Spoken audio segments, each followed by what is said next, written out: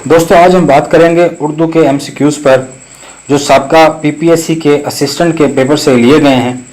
उर्दू का हिस्सा निहायत आसान होता है, मगर बहुत सारे दोस्त उर्दू के हिस्से को ही पेपर में या तो छोड़ाते हैं या फिर गलत कराते हैं।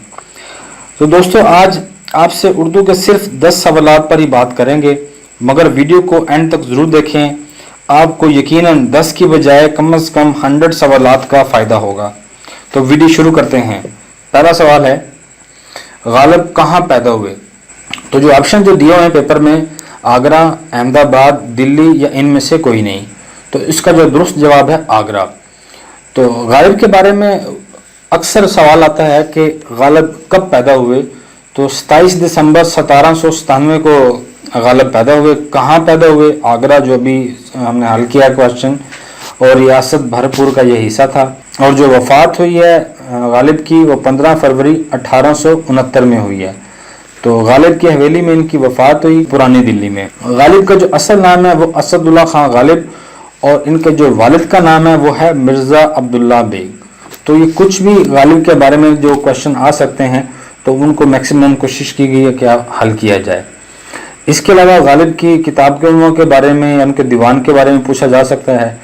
तो जो मशहूर दीवान और जो उनकी जो बुक्स हैं उनका आपको ये ओवरव्यू दिया गया है। मजीद इनका स्क्रीनशॉट लेके आप इसको पढ़ भी सकते हैं। नेक्स्ट क्वेश्चन पर चलते हैं। क्वेश्चन नंबर 2 है, रबाई के किस मिसरे को हासिल रबाई कहते हैं? तो इसमें जो ऑप्शन है, तीसरे मिसरे को, दूसरे मिसरे को, पहले मिसरे को, या इनमें से कोई नहीं। तो दोस्तों इनमें से कोई नहीं जो है वो इसका दुरुस्त जवाब है। रबाई असल में अरबी का लफ्ज़ है जिसके मानी 4 के हैं। शायराना मजमून में रबाई उस सिन्फ का नाम है जिसमें 4 मिसरों में एक मुकम्मल मजमून अदा किया जाता है।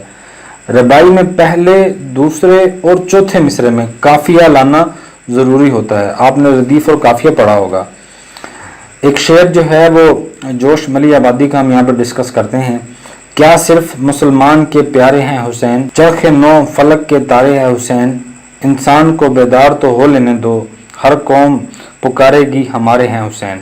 तो इसमें जो प्यारे, तारे और जो चौथे फिक्रे में जो हमारे हैं, ये हासिल रबाई है। चौथे फिक्रे में जो लफ्ज़ हमारे हैं, तो चौथे फिक्रे में जब तक काफिया अदा ना हो तो हासिल रबाई नहीं होता।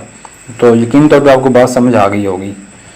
क्वेश्चन नंबर है 3, इस्तरार का मुतजाद क्या है? इसरार, इकरार, करार, या इनमें से कोई नहीं। तो इसका जो दुरुस्त आंसर है वो है करार। तो मुतजाद और मुतरादिफ आपको पता होंगे। तो मुतजाद का मतलब होता है किसी चीज़ का बिल्कुल उल्ट, मुतरादिफ होता है उससे हम मैनी। तो इस्तरार का जो लफ्ज़ी मतलब है वो है बेबसी, जिसका दूर होना अपने काबू और इख्तियार में ना हो। तो इस वजह से जो करार है वो इसका दुरुस्त आंसर है। क्वेश्चन नंबर है 4, खाक और खून किसका नावल है? नसीम हिजाजी, कुर्तुलैन, बानो कुदसिया, या इनमें से कोई नहीं। तो दुरुस्त ऑप्शन है इसका नसीम हिजाजी। दोस्तों खाक और खून 1947 में तकसीम हिंद के दौरान में बर्र सगीर के मुसलमानों की कुर्बानियों को बयान करता है। नसीम हिजाजी ने इस नावल में मुसलमानान हिंद के दर्द व कर्ब को बयान किया है। इस नावल में उन वाक़यात को हकीकी शक्ल दी गई है जो इस वक्त पंजाब के साथ और दीगर रियासतों में पेश आए हैं। दोस्तों नसीम हिजाजी जो हैं, इनका जो असल नाम शरीफ हुसैन था, लेकिन वो ज़्यादातर अपने कलमी नाम नसीम हिजाजी से मारूफ हैं। 19 मई 1914 में गुरदासपुर में पैदा हुए और 2 मार्च 1996 में पाकिस्तान में इनकी वफ़ात हुई। इसके अलावा जो नसीम हिजाजी के जो ज़्यादा नावल मशहूर हैं वो यूसुफ बिन ताशफीन, आखिरी चट्टान, आखिरी मार्का, अंधेरी रात के मुसाफिर, कलीसा और आग, मौज़म अली और तलवार टूट गई, दास्तान मुजाहिद, इंसान और देवता। आगे इनकी तारीख और जो वाक़यात पर ये जो बुक्स लिखी गई हैं, ये नावल लिखे गए हैं, उनके बारे में बताया गया है। इसके अलावा जो इनका सफ़रनामा है पाकिस्तान से दियार हरम तक, और इसके अलावा जो इनका जो मशहूर है वो शाहीन है नावल, जो कि सकूत गरनाता अंदलस के नौजवान हुर्रियत पसंद जो है उनके ऊपर लिखा गया, उनकी दास्तान बयान की गई है। तंज़ो मज़ाब पर भी इनका जो है वो मौजूद है। तो आप इनको ज़रा बारीक बीनी से इनको याद कर लें تاکہ اگر کسی پیپر میں کسی ناول کا ذکر آتا ہے تاکہ اندازہ ہو کہ نسیم حجازی کی کون کون سی تصانیف ہیں۔ کوشچن نمبر ہے 5، مضمون مرید پور کا پیر کے مصنف کون ہیں؟ تو آپشن ہے رشید احمد صدیقی، پطرس بخاری، امتیاز علی تاج، ان میں سے کوئی نہیں۔ تو مرید پور کا پیر جس طرح سے یہ ظاہر ہو رہا ہے یہ ایک جو ہے وہ مذاق کا ایک طرح کا مضمون لگتا ہے، تو پطرس بخاری کا نام اس میں درست آپشن ہے۔ یہ مضمون صورت واقعہ اور انسانی نفسیات کی بھرپور عکاسی کرتا ہے۔ کسی بھی مجمع کا خوف کسی فرد کو کس طرح گھیر لیتا ہے اور اعتماد کی کمی کیا گل کھلاتی ہے وہ اس مضمون سے ظاہر ہے۔ پطرس نے یہاں بھی خود کو مرید پور کا پیر بنا کر پیش کیا ہے۔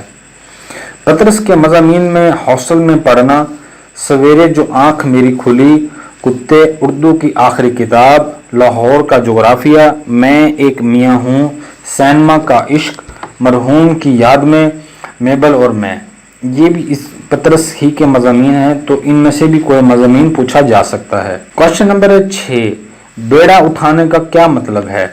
تو مشکل کام سر انجام دینا، انتظار کرنا، تکلیف میں ہونا، یا ان میں سے کوئی نہیں۔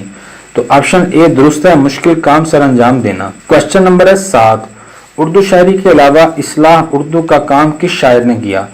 تو آپشن دیے ہوئے ہیں اس میں ابن انشا، انشاءاللہ خان، غالب، میر تقی میر۔ تو اس کا جو درست آپشن ہے وہ ہے انشاءاللہ خان۔ مرشد آباد میں پیدا ہوئے، 19 مئی 1817 میں لکھنؤ میں ان کی وفات ہوئی۔ اردو کے شاعر و مصنف تھے۔